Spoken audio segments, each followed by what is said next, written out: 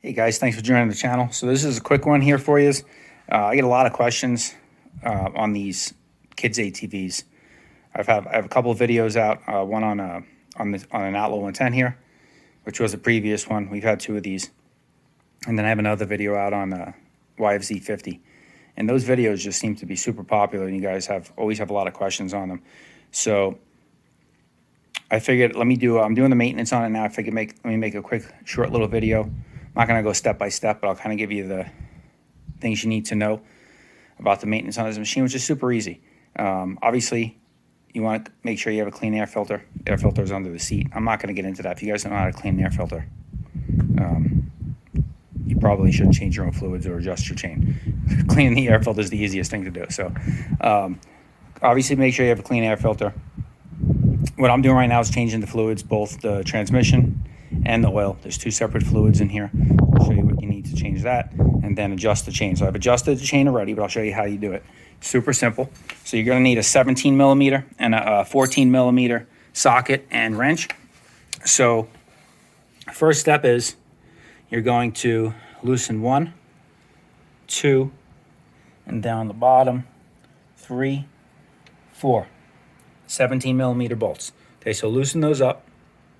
Then what you're going to want to do is you're going to want to fully compress the bike. So what I do is I grab a ratchet strap, wrap it around from the grab bar down to the chain guard and rotor guard, and I just compress it completely till it's completely compressed. Okay? Then what you're going to want to do is there is a chain slack guide right here. You're going to back that off. It's a little tight sometimes. Probably needs a little oil, to be honest. So you back it off, and then you're going to measure the chain slack when it's fully compressed. Okay? Run a little tape measure on the side and measure. At fully compressed, they want a 1/4 inch to 1/2 inch slack. So that when it's uncompressed like it is now, right now I have about a little over a 1/2 inch slack. So there's not a ton of suspension travel on the rear of these things.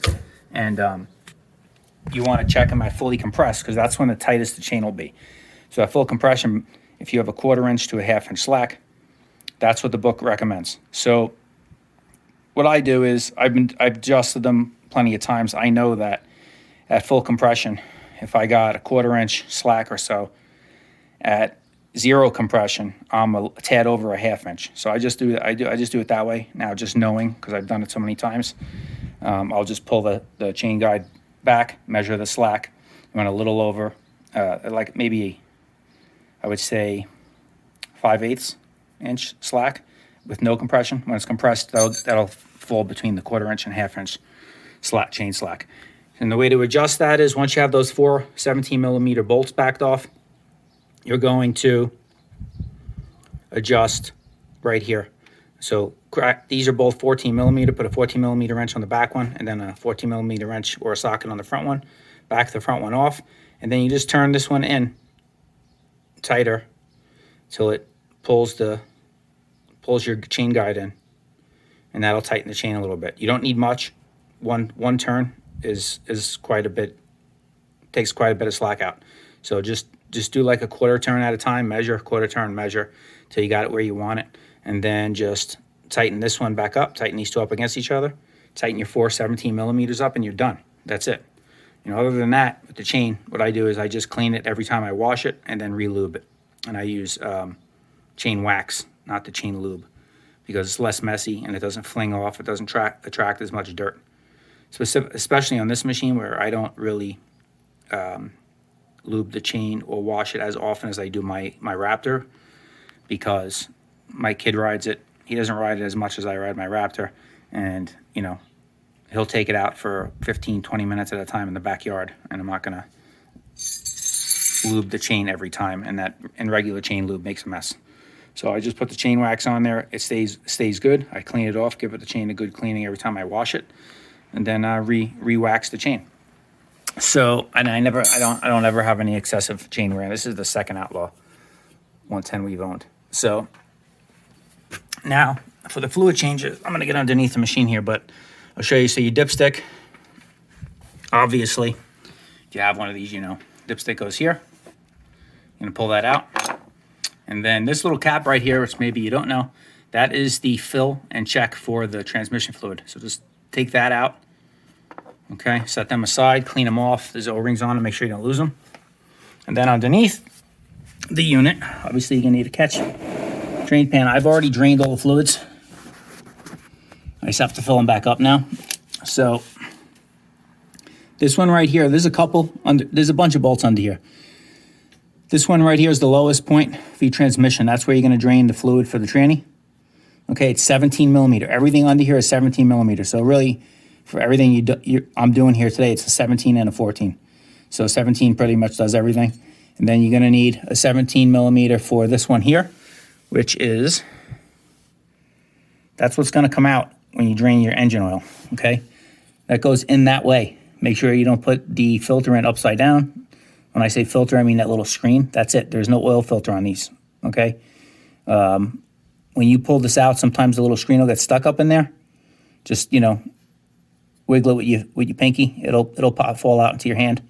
Pull it out. Don't rip it or tear it. That catches any big particles in the oil when it's going when it's in there fully inserted. So with the spring, it holds tension on it, and then make sure that O-ring that's on the top of the screen just sits in there that way. Okay, I've seen people put the screen in upside down and the O-ring on the spring. That's not how you do it. It comes out like this. Put it back in like this. There's also an O-ring on the cap. Make sure that's clean before you put it back in. So when you put it back in, just like that, get it slotted by hand. It's not hard. There you go, once it catches. And you'll feel the tension from the spring until it about fully seats, and then just, you can torque these things. I'm not sure what the torque specs are, to be honest with you, but I just make it snug. You don't need to kill these things, don't crank them. This is an cast aluminum engine case. You'll strip it out real easy. Then what I do is I also take this one out. You'll tend to get a couple more drips of oil out. It sits a little bit lower than this one does internally. So I'll take this one out then, and you'll get another little seepage of oil, probably another ounce of oil. If you really want to fully drain it, make sure you get every drop out. That's what I do. And then you're set to go. You just fill it back up with fluids, and you're good. For the amount he uses this machine, I'll change the spark plug like once a year. And that's it. I keep some fuel cleaner in the gas tank. I always run high octane. So here in Arizona, highest octane you can get is 91. So I run 91 octane in all my machines, whether it calls for it or not. I just put the 91 in there. And then I put some fuel cleaner in there. Right now I'm using Marvel Mystery Oil, which is good. It cleans everything. It lubes the top end of your motor. It's really good stuff. And or I'll use Seafoam a lot of times. Put that in the fuel. It's whatever I have handy, to be honest. I had Marvel Mystery Oil because I was cleaning some bearings. I'll soak them in the Marvel Mystery Oil. It'll pull dirt out of your bearings if you want to clean out some bearings and relube them. So I have that handy. So I've been just using that. I put an ounce.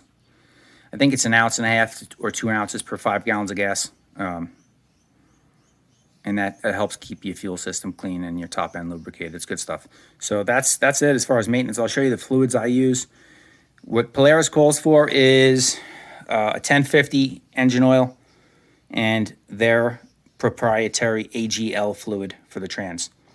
Okay, it's the same fluid they call for the transmission in Polaris Razor, which a lot of people just use. The AMSOIL makes a transmission specific fluid that meets or exceeds what they call for in there. The AGL is a little bit thinner.